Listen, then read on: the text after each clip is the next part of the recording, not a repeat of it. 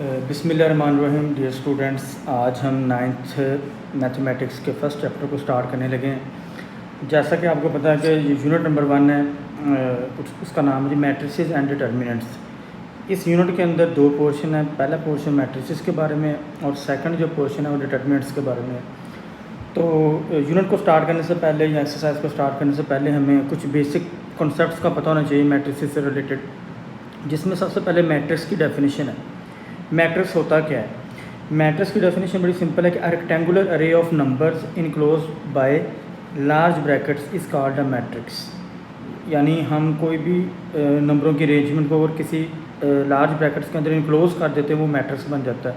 जैसा कि एग्जांपल में लिखा हुआ है ए इज़ इक्वल टू, अब रो वाइज है 1 2 3 4 5 6। इसी तरह हम कोई और एग्जांपल भी बना सकते हैं। फॉर एग्जांपल ये देखिएगा, अगर हम एक नया मैट्रिक्स बना लेते हैं कि B is equal to, large brackets आपने यूज़ करनी है, इसके अंदर नंबरों की अरेंजमेंट कोई भी हो सकती है 1 2 3 4, यानी कोई भी नंबरों की अरेंजमेंट है जिसको बड़ी ब्रैकेट में घेरा होगा लार्ज ब्रैकेट्स में, तो ये वो मैट्रिक्स कहलाएगी। अब मैट्रिक्स के अंदर इसका जो प्लूरल है, नॉर्मली हम मैट्रिसेस यूज़ करते हैं वर्ड, वो मैट्रिक्स का प्लूरल है। सेकेंडली जो मैट्रिसेस होते हैं उनको हम आम तौर पर कैपिटल लेटर से डिनोट करते हैं, A B C capital letters के अंदर। जो इसके अंदर एलिमेंट्स होते हैं उनको हम स्मॉल लेटर से डिनोट कर सकते हैं। फॉर एग्जांपल अगर मैं सी मैट्रिक्स से लिख लेता हूँ, इसके अंदर हम जो एलिमेंट्स हैं वो स्मॉल लेटर्स में लिख सकते हैं ए बी सी डी, लेकिन इस मैट्रिक्स का जो नेम होगा वो आपने कैपिटल लेटर से डिनोट करना है इसको। अब जो मैट्रिक्स के अंदर कुछ रोज़ और कॉलम्स को किस तरह देखना है आपने, तो सबसे पहले रोज़ की डेफिनेशन पढ़ते हैं। In a matrix horizontal lines of numbers are called rows, कि जो भी उसके अंदर नंबर्स हैं उनकी जो हॉरिजॉन्टल लाइंस इस तरह बनती हैं ना, वो रोज़ कहलाती हैं। तो ऊपर पहली जो लाइन है हॉरिजॉन्टल वो 1 2 3 है, तो उसका नाम हम रो 1 रख देते हैं। इसी तरह जो सेकंड लाइन होगी नंबर्स की वो रो 2 कहलाएगी। रोज़ ऊपर से नीचे की तरफ बढ़ती हैं, रो 1 ऊपर है, रो 2 नीचे है, उससे नीचे रो 3 आएगी। फॉर एग्जांपल अगर यहाँ हम लिख लेते हैं 6 7 8, तो ये आपकी रो 3 बन जाएगी। अब उससे नेक्स्ट डेफिनेशन है जी कॉलम्स की। कॉलम्स क्या होते हैं कि किसी भी मैट्रिक्स के अंदर जो नंबर्स की वर्टिकल लाइंस होती हैं ना, वो कॉलम्स होते हैं। जैसे 1 2 3 4 5 6 सेम मैट्रिक्स मैंने ऊपर वाले लिए है, इसके अंदर जो 1 4 है ना, ये वर्टिकल लाइन है, इसको हम C1 कहेंगे। 2 5 जो है ना, ये दूसरी वर्टिकल लाइन है, इसको हम C2 कहेंगे। जो थर्ड वर्टिकल लाइन है 3 6, वो C3 होगी। तो इस मैट्रिक्स के अंदर 3 कॉलम होंगे। कॉलम जो होता है ना, वो लेफ़्ट से राइट की तरफ उनका नंबर बढ़ता है। तो ये फर्स्ट कॉलम है, ये सेकंड कॉलम है, ये थर्ड कॉलम है। अब हम नेक्स्ट चलते हैं जी। अच्छा, तो स्टूडेंट्स नेक्स्ट डेफिनेशन हमारी ऑर्डर ऑफ अ मैट्रिक्स।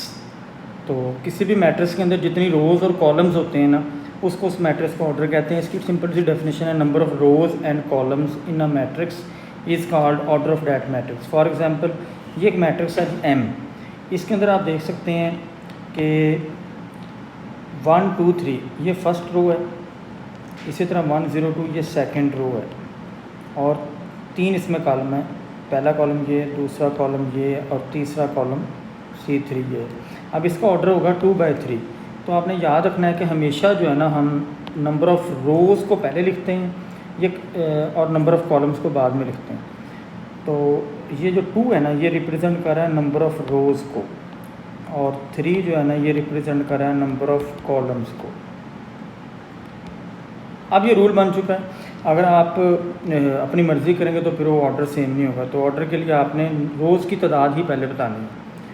अब इन जनरल अगर if a matrix has M rows and N columns, ये बड़ा इंपॉर्टेंट MCQs में भी क्वेश्चन पूछा जा सकता है कि किसी मैट्रिक्स के अंदर M रोज़ हैं और N कॉलम्स हैं, तो उसका ऑर्डर होगा M/N।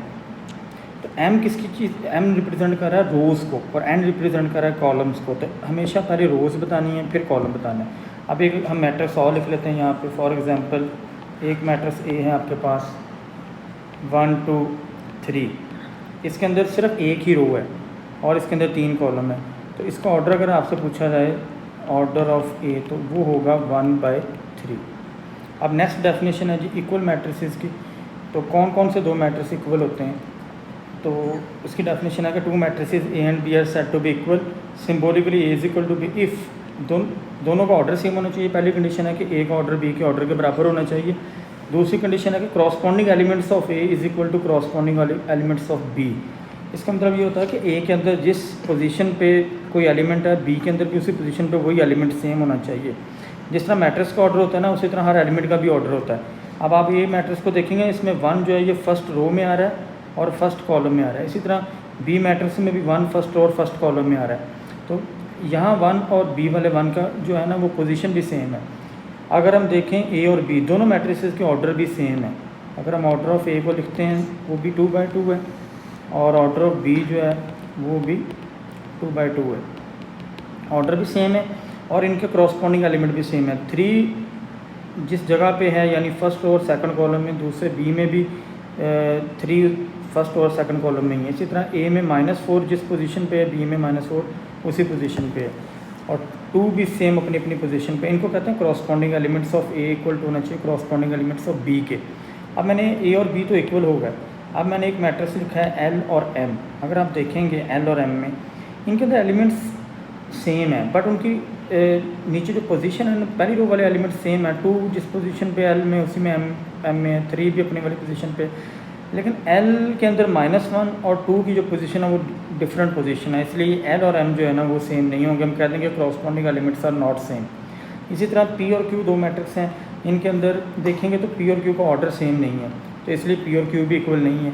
तो इक्वल मैट्रिसेस के लिए आपने दोनों शर्तों का ना साइमल्टेनियसली पूरा करना ज़रूरी है, यानी दोनों शर्तें एट अ टाइम्स दोनों फुलफ़िल होंगी तो आप कहेंगे ये दोनों मैट्रिसेस सेम है, अदरवाइज सेम नहीं होंगे।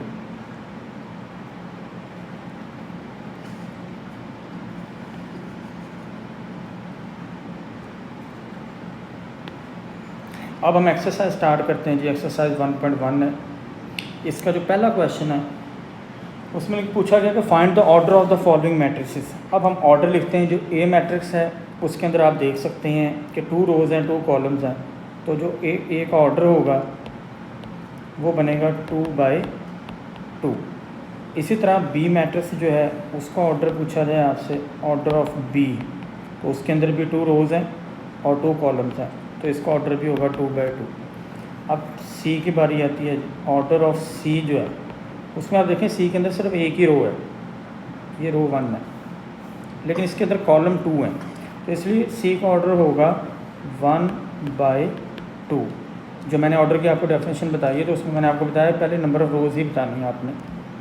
अब डी का ऑर्डर की बात करते हैं हम। ऑर्डर ऑफ डी, उसके अंदर 3 रोज़ हैं और 1 कॉलम है सिर्फ। ये देखें, ये रो 1, ये रो 2 है, इसी तरह ये रो 3 है, ये C1 यानी कॉलम सिर्फ इसमें एक ही है, ये आपका एक ही कॉलम बन रहा है, ये C1 होगा। अब डी का जो ऑर्डर है वो बनेगा 3/1। अब बारी आती है ई मैट्रिक्स की। तो ऑर्डर ऑफ ई की अगर हम बात करें तो इसके अंदर 3 रोज़ हैं और 2 कॉलम्स हैं, तो ये रो 1 है, ये रो 2 है, ये रो 3 इसी तरह, और 2 कॉलम्स हैं इसके अंदर। अब इसका ऑर्डर जब हम लिखेंगे तो 3/2।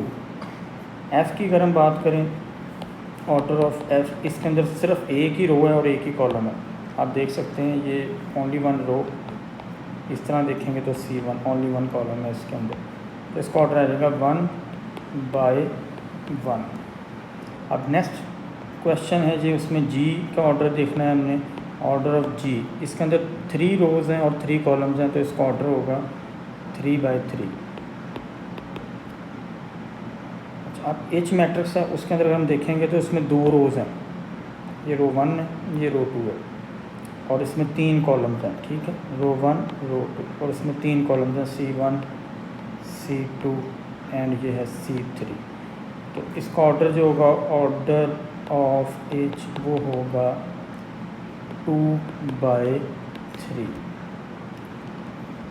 नेक्स्ट जो हमारा क्वेश्चन है, क्वेश्चन नंबर 2 है, उसके अंदर हमने बताना है which of the following matrices are equal. अब इक्वल मैट्रिसेस का जो बेसिक कॉन्सेप्ट है वो भी हम पढ़ चुके हैं। इक्वल मैट्रिसेस के लिए आपने दोनों कंडीशंस को फुलफ़िल करना है, ऑर्डर भी सेम होना चाहिए और कॉरस्पॉन्डिंग एलिमेंट्स भी सेम होने चाहिए। अब देखें आप यहाँ से कि जो ए मैट्रिक्स है उसके अंदर एक ही एलिमेंट है 3, इसका ऑर्डर 1/1 है, तो सी जो है ना इसमें 5 - 2 करेंगे तो वो भी 3 बन जाएगा, ऑर्डर इसका भी 1/1 है। तो ये दोनों कंडीशन ऑर्डर वाली भी और एलिमेंट्स वाली भी फुलफ़िल कर रहा है, तो ए सी के इक्वल होगा। आप यहाँ से कह सकते हैं कि ए इज़ इक्वल टू सी है। अब हम देखते हैं कि और कौन कौन से दो मैट्रिक्स इक्वल हैं। बी को देखते हैं। बी के अंदर दो एलिमेंट्स हैं 3, 5 और इसका ऑर्डर है 1/2 1/2। इसमें एक रो है और दो कॉलम है। अब इससे मिलता जुलता मैट्रिक्स जो है वो बनेगा आई के अंदर देखेंगे आप कि क्रॉसपोंडिंग एलिमेंट भी सेम है। 3 जिस प्लेस पे उसी प्लेस पे 3 है, उसी पोजीशन पे। इसी तरह 3 + 2 5 बन जाएगा। 5 जिस पोजीशन पे है उसी पोजीशन पे आई में और बी में दोनों में सेम है, तो आप कह सकते हो कि बी जो है ना वो आई के इक्वल आ जाएगा। तो यहाँ से आप लिख सकते हैं बी इज़ इक्वल टू आई। अब आती है डी को डिस्कस करते हैं। डी के अंदर 5, 3 है जी। अभी फ़िलहाल डी जैसा कोई और मैट्रिक्स नज़र नहीं आ रहा है। अब ई की तरफ आते हैं। ई के अंदर ई का ऑर्डर है 2/2। इसमें 4, 0, 2, 6 है। इसी तरह एच को देखेंगे 4, 0, 6, 2। ये ई और एच सेम हो जाएंगे। जब जे को आप थोड़ा सा सिंप्लीफाई करते हैं 2 + 2 4 बनेगा, 2 - 2 0 बनता है, 2 + 4 6। तो ये भी जे भी एच जैसा हो जाता है। अब इसका मतलब है ई, एच और जे ये तीनों इक्वल हैं। आप यहाँ से लिख सकते हैं कि E is equal to H is equal to J, ये तीनों भी इक्वल होते हैं। अब एफ और जी ये दोनों इक्वल मैट्रिक्स हैं कि 3 - 1 2 हो जाएगा और 3 + 1 3 6 है। तो इन दोनों का ऑर्डर भी सेम है और इन दोनों के क्रॉसपोंडिंग एलिमेंट भी सेम है। तो ये क्वेश्चन भी कंप्लीट हो गया। अब आखिरी हमारा क्वेश्चन है, लास्ट क्वेश्चन नंबर 3 है, find the values of A, B, C and D. अब दो मैट्रिक्स इक्वल दिए हुए हैं। अब यहाँ हमें पता है कि दो मैट्रिक्स इक्वल कब होते हैं, जब दोनों का ऑर्डर सेम और दोनों के क्रॉसपोंडिंग एलिमेंट सेम हो। ऑर्डर में नज़र आ रहा है कि सेम है, दोनों मैट्रिक्स का जो ऑर्डर है वो 2/2 है। यहाँ से तो हमें कोई इन्फॉर्मेशन मज़ीद नहीं मिलेगी या कोई हमारे जो अननोन है उनकी वैल्यू नहीं हमें मिल रही। अब सेकंड जो कंडीशन थी इक्वल मैट्रिसेस की वो थी कि इनके क्रॉसपोंडिंग एलिमेंट सेम होने चाहिए। तो इस कंडीशन को यूटिलाइज़ करके मैं अपने अननोन्स की वैल्यू फाइंड आउट करूँगा। अब मैंने यहाँ हेडिंग दी बाय कंपैरिजन। कंपैरिजन में ये होगा जो C-1 से मैं स्टार्ट कर रहा हूँ, क्योंकि हमें C अननोन ज़रा जल्दी मिल जाएगा। फिर वो जो अननोन में मिलते जाएंगे हो सकता है वो दोबारा ऊपर वाले अननोन वाली इक्वेशन में यूज़ हों। तो इसलिए C से स्टार्ट करते हैं। C-1 इसको इक्वल होना चाहिए दूसरे मैट्रिक्स में अपनी पोजीशन वाले एलिमेंट के इक्वल होना चाहिए, क्योंकि ये दोनों इक्वल मैट्रिक्स हैं। तो C-1 3 के इक्वल होगा। तो यहाँ से -1 दूसरी तरफ जाके ऐड हो जाएगा तो C की वैल्यू 4 आ जाएगी। इस तरह हमें एक अननोन C मिल गया। ज़रूरी नहीं कि हमने A से स्टार्ट करना है, हमने अननोन्स की तादाद जो हमें 4 A B C D सब की वैल्यूज़ फाइंड आउट करनी है, तो हमें जहाँ से मर्ज़ी आप स्टार्ट कर सकते हैं। अब इसी तरह 4D - 6 जो है ये दूसरे मैट्रिक्स में अपनी जगह वाले के इक्वल होगा, क्योंकि इसने इक्वल मैट्रिक्स की यही डेफिनेशन है इक्वल मैट्रिसेस की कि दोनों मैट्रिक्स तब इक्वल होते हैं जब उनके क्रॉसपोंडिंग एलिमेंट सेम होते हैं। तो 4D को 4D - 6 को 2D के इक्वल होना चाहिए, तो हमने इसको 2D के इक्वल रख दिया। अब ये इक्वेशन बन गई है। इसको सिंप्लीफाई कर लेते हैं। 2D को हम राइट साइड से लेफ्ट साइड पे मूव कर लेते हैं। -6 राइट साइड पे जाएगा तो उधर जाकर +6 हो जाएगा। अब इनको सिंप्लीफाई किया 2D बन जाएगा, फिर 2 दूसरी तरफ जाकर डिवाइड हो जाएगा तो D की वैल्यू 3। अब C और D दो अननोन हम फाइंड आउट कर चुके हैं। सिमिलरली इसी तरह हम चलते जाते हैं। तो A + C को इक्वल होना चाहिए 0 के। ये क्वेश्चन नंबर 3 हमने नहीं जनरेट कर दिया। A + C = 0। अब इसमें C हम पहले फाइंड आउट कर चुके हैं, तो अगर इस C को मैं लेफ़्ट साइड से राइट साइड पे लेके जाता हूँ तो ये -C हो जाता है। फिर मैं C की यही वाली वैल्यू जो है ना यहाँ पुट कर देता हूँ C की जगह पे, तो A का जवाब -4 आ जाएगा। अब लास्ट था कि A + 2B के इक्वल होना चाहिए -7 के। तो ये जो इक्वेशन नंबर 4 बनेगी हमारे पास, तो इसको हम देखते हैं। इसमें हमारे पास 3 हम ऑलरेडी अननोन की वैल्यू फाइंड आउट कर चुके हैं, जिनमें कि C, A और D शामिल हैं। अब हमें सिर्फ B की वैल्यू फाइंड आउट करनी है। तो A की जो वैल्यू है ये वाली, ये मैं यहीं पे इस इक्वेशन में पुट कर रहा हूँ A की जगह पे, तो -4 आ जाएगा A की जगह पे। फिर ये दूसरी तरफ जाके ऐड हो जाएगा तो -7 + 4 ये -3 बन जाएगा। फिर 2 डिवाइड हो जाएगा तो ये -3/2 आ जाएगा। आफ्टर सिंप्लीफिकेशन 1.5 आ जाएगा। तो ये B की वैल्यू भी फाइंड आउट हो गई है। अब इस तरह हमारे पास सारी वैल्यूज़ हमने फाइंड आउट कर ली हैं। तो आंसर हमारा होगा A -4, B की वैल्यू हमने फाइंड आउट की है -1.5, C की वैल्यू 4 है और D की वैल्यू है 3। ये हमारा आंसर है जी। और ये इस तरह हमारी ये एक्सरसाइज कंप्लीट हो गई।